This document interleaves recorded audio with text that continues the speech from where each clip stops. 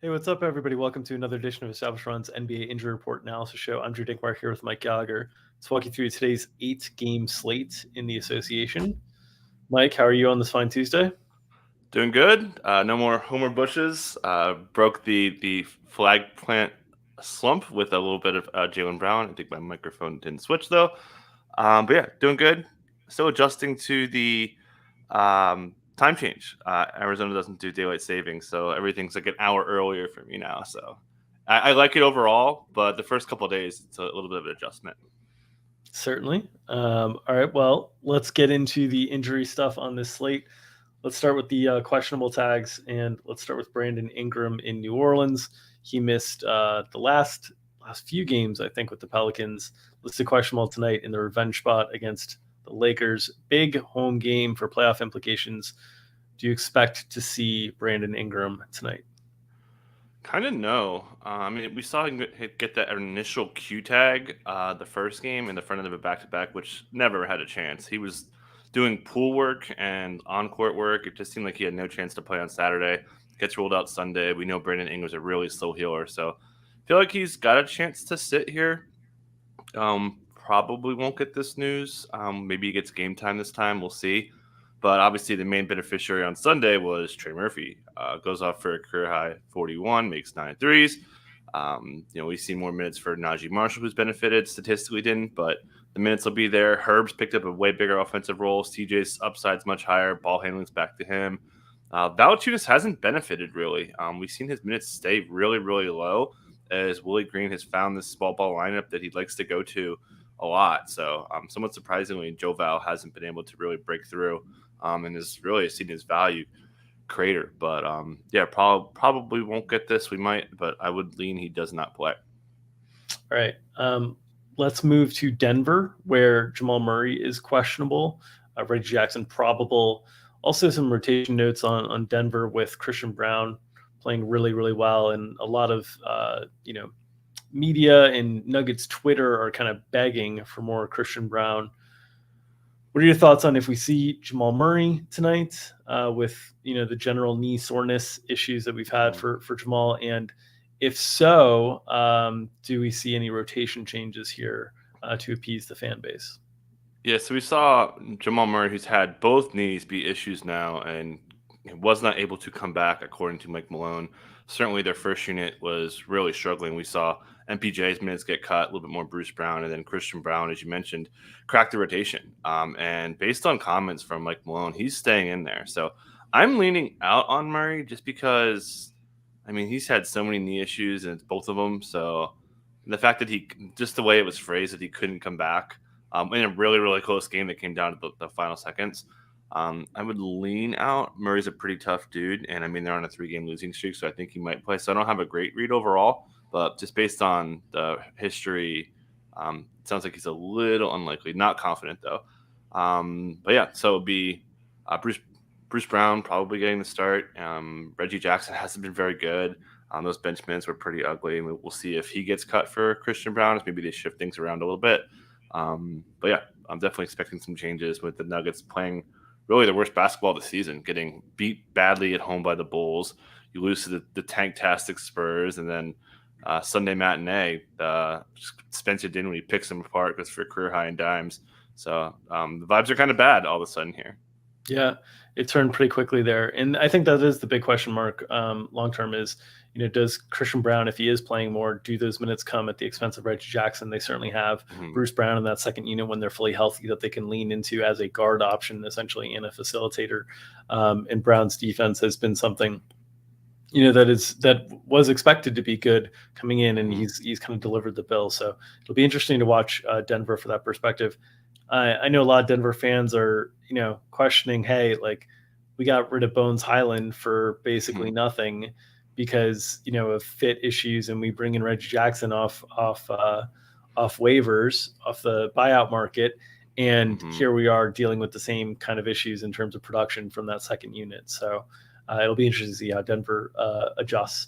Let's move to Orlando. Franz Wagner, questionable on the injury report with an ankle issue. What are your thoughts on Franz's availability tonight? Yeah, don't have much here. He's a pretty tough dude, plays through a lot of stuff. So I think he's got a chance to miss. Certainly, maybe the standings come into play. So maybe game time. Yeah, I don't have much here, unfortunately. Would probably see a little bit more of the guards stepping up. We've seen Jalen Suggs fill in. We know Gary Harris has certainly played a lot of three in his life, so probably expecting Suggs to get the start. They did recall Caleb Houston today. That's probably a bad sign. So yeah, again, not a great read on the situation. Didn't get much from Jamal Mosley, as I usually don't. But yeah, we'll see. Probably really interesting slate. A lot of early-ish games, and then two late ones. So could be we could have it. Not sure though. Yeah. All right, let's move to Detroit, where everybody's out. Everybody that was out before, add in Isaiah Livers, who I swear to God, anytime that this guy becomes like mildly relevant in a DFS game, he leaves early like 40% of the time. He's ruled out today. Only played 20 minutes last night. Corey Joseph, who played 32 minutes last night and was exceptional last night, is listed as questionable with an illness. We've talked about the illness stuff all year long, how that's a big risk. So what are we going to see from Detroit tonight? I think if I remember, they took over the top 10, or they got like a cushion now. Yeah, they got a half game lead in Tankathon. So shout out to them. This is just disgusting. We're gonna see. We saw a lot of Buddy Boeheim yesterday. So I mean, Killian's have to play a ton. Eugene Omoyuri is gonna have to play a ton. Uh, Magruder's gonna have to play a ton. RJ Hampton probably gonna start, I think. Just because they like his on-ball defense. His minutes could go up without Corey Joseph. We'll see Jared Rhoden in rotation. This is hilariously bad. This is like last week of the season bad. So they are really, really going for it. But so yeah, I guess the starting lineup would be Killian, Magruder, Omoyuri, Weissman are the four for sure. And I think Hampton's kind of earned it there. So I don't know if you have a take there, but I think it almost has to be him, right? the only question is if Corey Joseph is unavailable, if you decide that you need to split up some of the ball handling between Killian and someone else, and you look at what the other options are for someone else to absorb some ball handling responsibilities, and RJ Hampton's the next best guy. So maybe in that scenario, maybe it's like Buddy Boeheim gets inserted in the starting lineup. But it is a real mess here. And yeah, I mean, the other question is, it's the second night of back-to-back. They did win handily last night, and nobody's minutes got too extended. You see 32 on the high end. But my first instinct was like, I wonder if, I wonder if they're going to smooth things out from a minutes perspective and get, everybody more preseason type. But they basically had that last night with the exception of Rhoden, who didn't really play. So, yeah, I think it's going to be a lot of players that are not historically getting NBA minutes, getting some NBA minutes tonight for Detroit, and of course that's going to lead to some value to be had in the DFS streets. Okay, let's move to San Antonio. Keldon Johnson and Jeremy Sohan listed questionable. Malachi Branham out. Trey Jones out. What are your read on the Spurs availability tonight for Keldon Johnson and Jeremy Sohan? Very much feels like a play one today, play the other tomorrow situation with Sohan and Keldon, both kind of nagging injuries. We've seen Sohan dealing with this thing since pre-break, kind of came back up. We saw him miss the game on Sunday, so it's kind of ugly that a guy that is young as him is kind of dealing with this. Perhaps I have Sohan on a lot of best ball teams in my main season long team, but it's neither here nor there. And we did lose Malachi Branham to a shoulder injury. Not sure on severity yet, but it sounds like he's going to miss some time. He's obviously out today. So Devontae Graham kind of back in the mix. We saw Blake Wesley actually run away with kind of the minutes there, so they may continue to play him. If it's one of Sohan or Keldon, KBD probably gets the start. Either way, so yeah, I think they might start Blake. I think they might start Blake. So Blake, Vassell, one of those guys. I feel like then KBD, then Zach Collins, who's been playing pretty well lately. So you think Devontae Graham not in the starting lineup? I think so. I think they want to play. I mean, they played Blake so much last time, so I feel like they're going to give him a look. Okay. All right. Let's move to Portland, where Damian Lillard and Jeremy Grant are both questionable tonight. The reports that Damian Lillard was urged not to play last game. So, do we see are the Blazers wrapping it up? Do we see Damian Lillard and Jeremy Grant? And I know a lot of people in the DraftKings Best Ball Finals are eagerly awaiting whether Damian Lillard can return tonight. What are your thoughts? Yeah, Billups said it sounds like he's expected to play, but just his body language and holding himself and the team accountable, and just he basically said they didn't try hard enough. So that context makes me a little bit nervous. But Chris Haynes, who was a Blazers beat, he is basically a Blazers beat writer for how many sources he has over there. He talked to Dame, and Dame says he's expecting to play today. But will he get urged to sit again? Yeah. So we'll see. But yeah, don't have a great read here based on the circumstances and the buzz. It sounds like he'll be back from a thing that he was dealing with, played for a little bit, and they sat him out. So um, the timeline is very tanky for how because this injury isn't like new. He's like had it for a little bit and able to manage it. So yeah, it's pretty dicey. So I know a lot of people rooting for him to play. Certainly love Dame and fun matchup. Kind of late game against the Knicks. Jeremy Grant, kind of the same story. Injury doesn't sound as bad. Kind of got cut up over the weekend, so I think he's in. If he's out, then they're probably going to go with. I mean, probably run another wing out there, right? Do you think they would go with Watford? Do you think they would go Little? Probably Little, right? I think they probably go Nasir Little would be my Well, guess. if it's Dame's in, then it would be Yeah. Dame, Simons, Double, Reddish. I think they'd run like smaller, even though it's against Randall though, so it's a little different. What do you think? Oh, is that with you? I don't know. I think it's a good question. Yeah. I think it's a good question, but I think they are comfortable with Reddish and Tybal starting, so I think it's more likely than not that they stick with that. But certainly, if Dame is out, I think the bigger size with Little would make sense. And then Nurk, only 10 minutes last game. This game got out of hand. What are your expectations from a minutes restriction standpoint on Yusuf Nurkic? Yeah, I mean this game just went to crap. So I would probably throw it out. Probably gets low 20s. I think the days of him playing like 30 or so are probably done. Okay. On the other side for the Knicks, Jalen Brunson listed doubtful. I saw one of the Knicks. I think it was a Portland beat refer to Brunson as questionable. It made me check the injury report like 3 different times. But he is listed as doubtful. So the Knicks have a long layoff before their next game. So not expecting him to go tonight. How do you expect that to impact the rotation? Straightforward, right? We know IQ's going to play a bunch. Grimes, and RJ Barrett is suddenly kind of back to life here. He's been playing really well. Julius Randle after LA Nightlife getting him on Saturday in a matinee. Shout out to us for having under. He goes out and plays really well against the Lakers team to kind of put it away. So yeah, we've seen this for quite some time. We know Tibbs is going to run it really tight. So honestly, pretty straightforward. Yeah, whole bunch of usage available for both Randall and RJ Barrett. 51 shots between the two of them. 51 of the team's 88 shots last game. So you can see with Mitch Robinson, Grimes, Hartenstein, McBride, Hart, like a lot of low usage guys. There's just a ton of room for upside for Julius Randle, for RJ Barrett, for Emmanuel quickly in these spots. Let's get to some of the outs or doubtful tags. Kyle Kuzma listed out. Johnny Davis and Taj Gibson questionable with illnesses. Kuzma out. Devastating for my best ball hopes. Losing Kuzma games is really important to me. We've unfortunately seen a little bit of this of late as he's had kind of a nagging injury that has needed time off here and there. What are your expectations on how Washington reacts?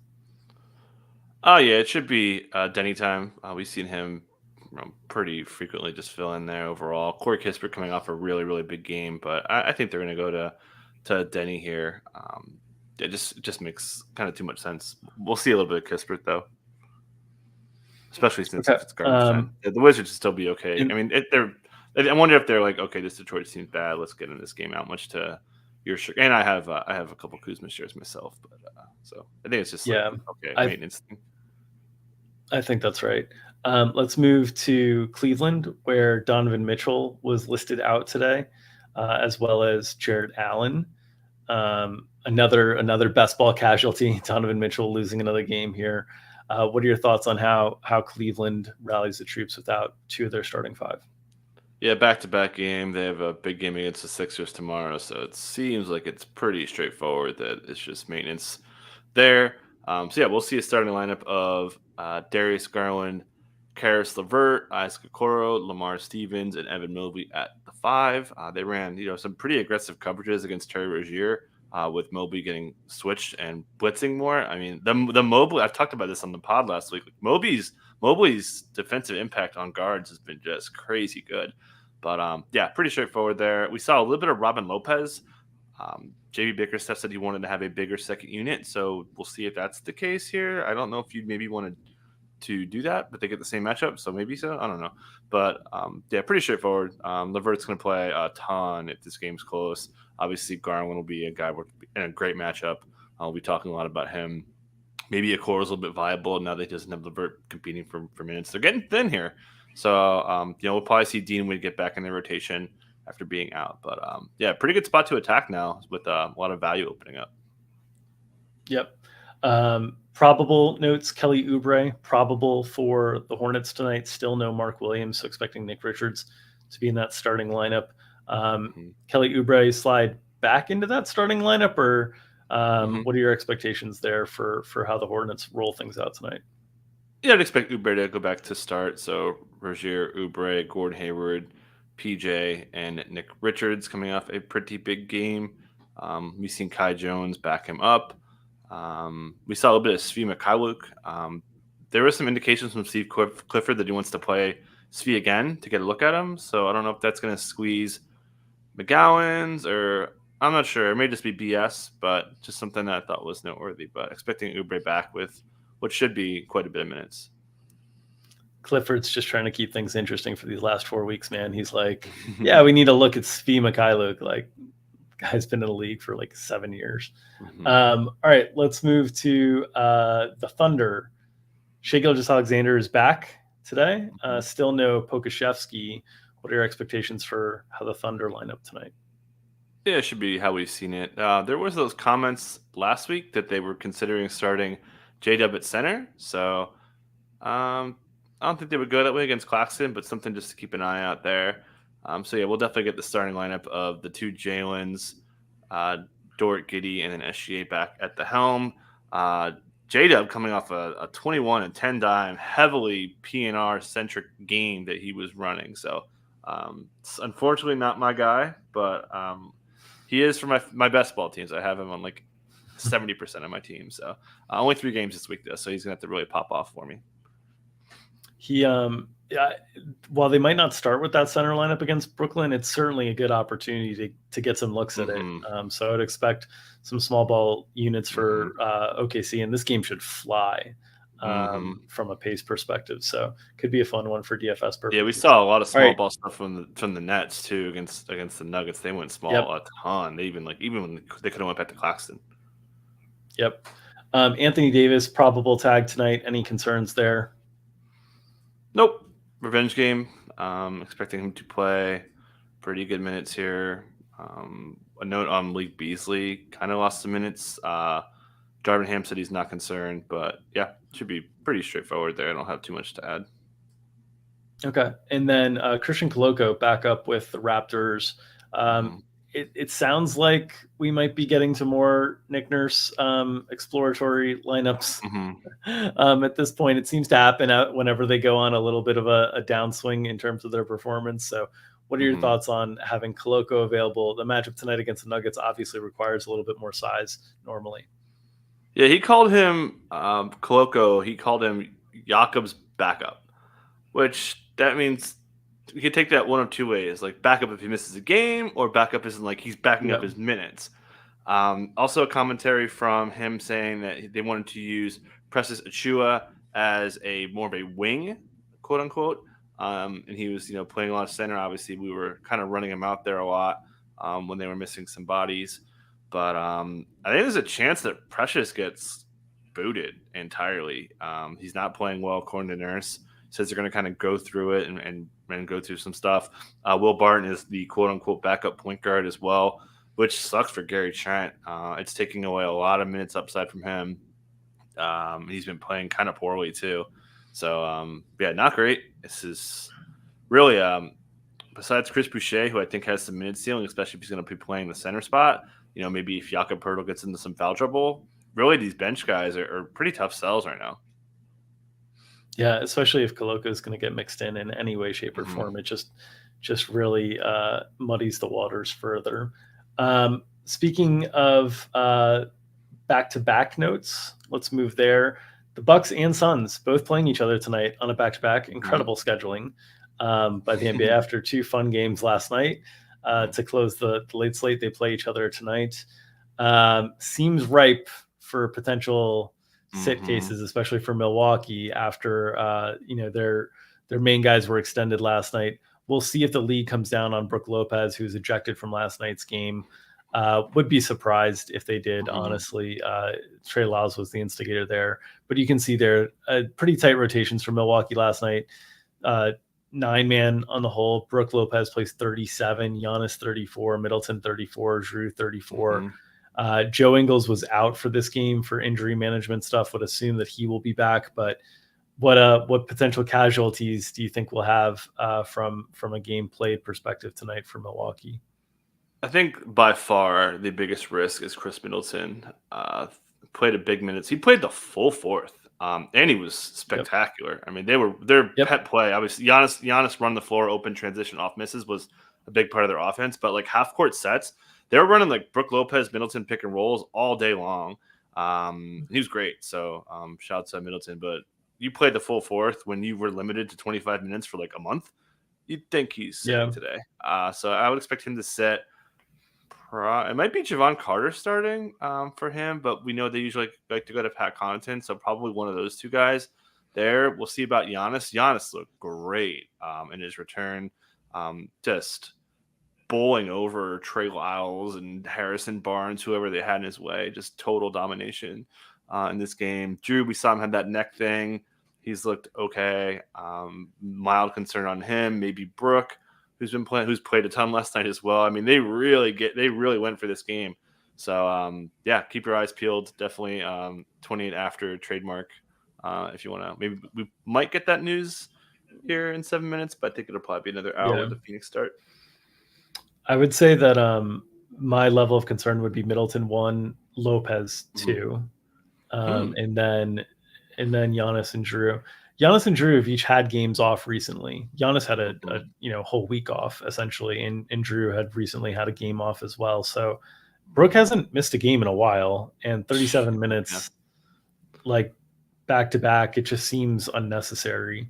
Especially when you have Portis there to lean into. But it'll be interesting to see. We could also get a mass rest situation. Wouldn't surprise me either. They're starting to open up a gap in the standings as well. Yeah, it was a quote heavyweight fight between Sabonis and Brook, according to Mike Budenholzer. And shout out to you, man, taking home second yesterday. So a nice little 20K. Yeah, T2. So we'll take it. T2 away. Really wish Kevin Porter Jr. was not such a hero last night and did not come back into the game in the final minute for the Rockets. If he had not, it would have been a 5x the night that it was. But we'll take it. We'll take any good nights in MME. Any top 5 finishes are great. And then the Suns side of the back-to-back, obviously Kevin Durant's out a while. Any concerns here about the Suns limiting guys? From a playoff positioning perspective, the likelihood of getting into second or third is starting to creep away from Phoenix. There's 14 games left for them. They're 4 games back of the Kings in the loss column. I don't know if it makes sense to take the foot off the pedal a little bit on some of these back-to-backs. They're not playing for continuity purposes because Kevin Durant isn't there. Like, Booker, Ayton, and CP3 have played together a ton. So do you think there's any risk here, or do you think it's meaningful risk here of seeing some Suns rest tonight? No, I think they'll be all right. Definitely don't have a great read on it. It's just more of a guess. But Monty seemed a little upset, so I don't know if that means anything. So I think that they want to try to get kind of right the ship here. They kind of like, it was kind of a close score, close-ish, but it never really felt like they had this game last night. Clay just haymaker early. Steph pretty solid, pretty good minutes from Poole for a change. Um, Clay guarding Booker was pretty good. I thought that was one of Clay's best defensive games overall. So, side note there, but yeah, we'll see. Definitely expecting. Keep your eyes peeled, but I think they'll be out there. Dude, Darren Waller traded the Giants. Well, all right. Well, we'll leave that for the NFL guys. All right. Before the 2:28 Eastern time trademark, we'll get out of here. As always, please support the people who are supporting us. This show is brought to you by our friends at Underdog Fantasy. They have daily NBA snake drafts for money, running in addition to many formats of NFL contests and NBA playoff contests, still running for huge cash prizes. If you're playing NBA Pick'em, in-season subscribers can use our tool to compare ETR projections to their fantasy Pick'em games. If you haven't signed up for an Underdog yet, use promo code ETR for a matching deposit bonus up to $100. That's promo code ETR at underdogfantasy.com. All right, myself and Mike Gallagher will be behind the paywall at 5 o'clock Eastern time tonight. I promise you it will be me tonight. No late scratches because it is Gary Hartman's birthday, and that means that I'm the only one left warming in the bullpen. So it will be myself and Mike, 5 o'clock Eastern, behind the paywall, breaking down this 8-game slate. Join us there for, of course, good chalk, bad chalk, contrarian pivots, and, of course, the flag plants will be there. If you are uninterested in giving us your hard-earned dollars, we do ask for your hard-earned clicks. Please subscribe to this YouTube channel, get notifications whenever we go live. And, of course, smash that like button, feed that algorithm, help us feed our families, and we'll keep feeding you the NBA injury analysis you need each and every weekday to make your DFS lineups, prop bets, spread bets, so on and so forth. Nom, nom, nom, nom, nom, nom, nom. We'll see you next time.